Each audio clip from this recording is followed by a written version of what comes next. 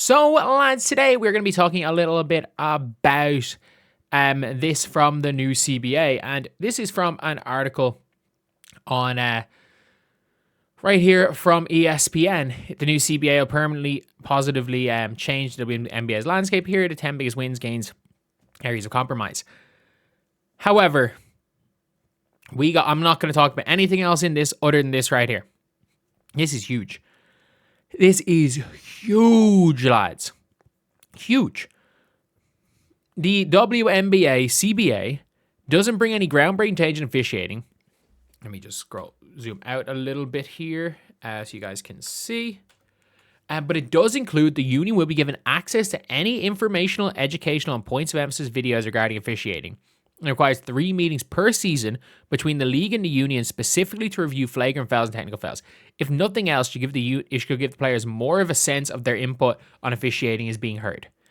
So basically, if you guys don't know, like obviously there are points of emphasis videos where they're like, yes, let them beat the shit out of the other person.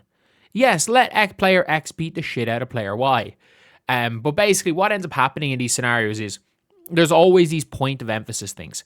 Like there are always things for points of emphasis, and no matter what, there are certain things referees emphasize. Like for example, if I'm just trying to think off the top of my head, it's like, let's just say they want to stop the contact. So it's like, okay, we want the game to be more free flowing. So what we're going to do is we're going to stop hand checking.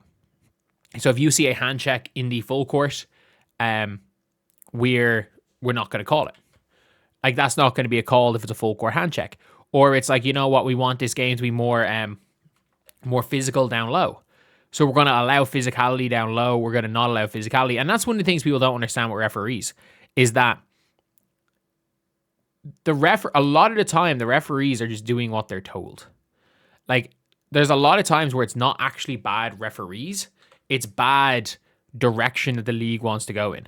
Like the league does control the amount of physicality that the referees allow. Like in a pro sports league, the league has control of that. In a random amateur leagues, yeah, like they don't have like there's no ability to do that because again, you can try. Like I know obviously when you're playing like in Ireland, like, you know that from talking to refs where it's like, I'm someone who has been at some referee meetings, has played in the top league, played in the second tier in Ireland, has coached, haven't coached in the top league in Ireland, but has coached at the second tier, currently coach at the collegiate level in Ireland. And it's like, you're talking to refs and like, it's at the stage where some of the good refs are genuinely like almost apologizing. And they're like almost apologizing. And they're like, look, this is how we're being told to ref this game. And it's like the late whistle. You saw it in the FIBA games. So there's a thing in FIBA where it's a lot of late whistle. You saw a lot of it in the World Cup qualifiers. And it is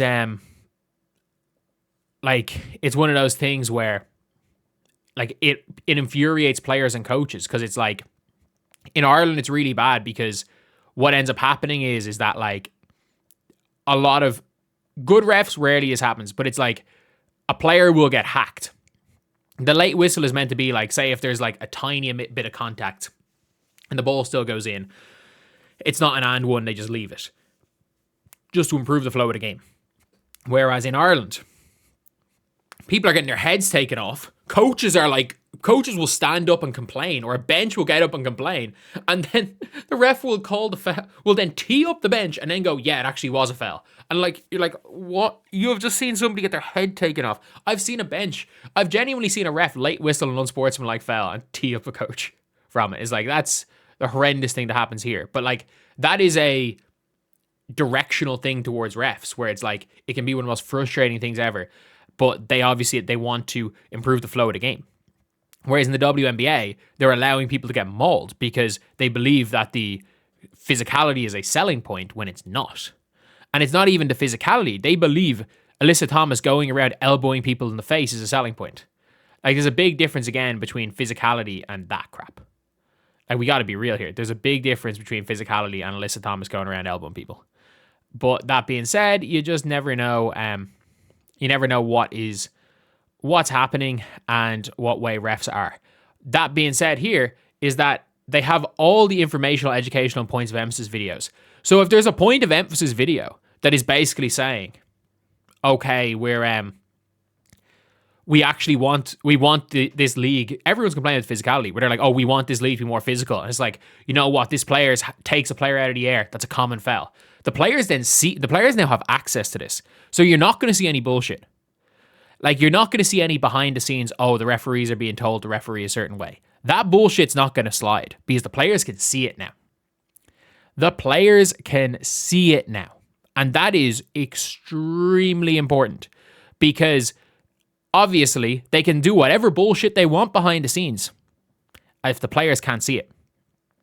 If the players being able to watch this, the players being able to see what way they're pushing refs towards, what way the refs are being pushed towards refereeing the game, objectively is going to make it is going to up the standard of refereeing. It's going to hold the referees more accountable because at the end of the day, these aren't terrible refs. They're refs that are given a bad, for lack of a better word, bad instructions, that are being instructed badly, because you don't get to be a WNBA ref if you're bad at refereeing. You actually don't. You don't. It's just one of these situations where, while yes, you may be an exceptionally good ref, if you're being told to let player X be mauled because we want to show that it's a physical league, then you're going to let that player be mauled. So hopefully this makes the referees be better. I don't think it's going to stop players complaining about refs. When it comes down to it for technical fouls, I think that there is it's always a weird one when it comes to refs. This is one of the only thing I actually don't really like about the WNBA refs is that there is a quick trigger and then there's a nothing. Caitlin Clark is probably the prime example because I can give actual examples. Caitlin Clark will go and literally chase a ref down and so won't come here, and the ref won't tee her up. But Caitlin Clark will barely react and get teed up, but she'll basically run around chasing a ref and then not get teed up. For me, that's just odd. That's just odd the way they're doing things. But yeah, it is what it is. It is what it is, and it's a positive situation all around for these refs. So for the players, it's a positive thing for the refs as well, because the players can't even go that too mad at the refs for certain things, because the players can just go, well, this is what we're being told to do. This is on instruction. This isn't like my this isn't us. This is the way we're being told to ref. So yeah, that is pretty much it, lads. Let me know what you guys think in the comment section below. And as always, thank you guys for watching. Please like, comment, and subscribe.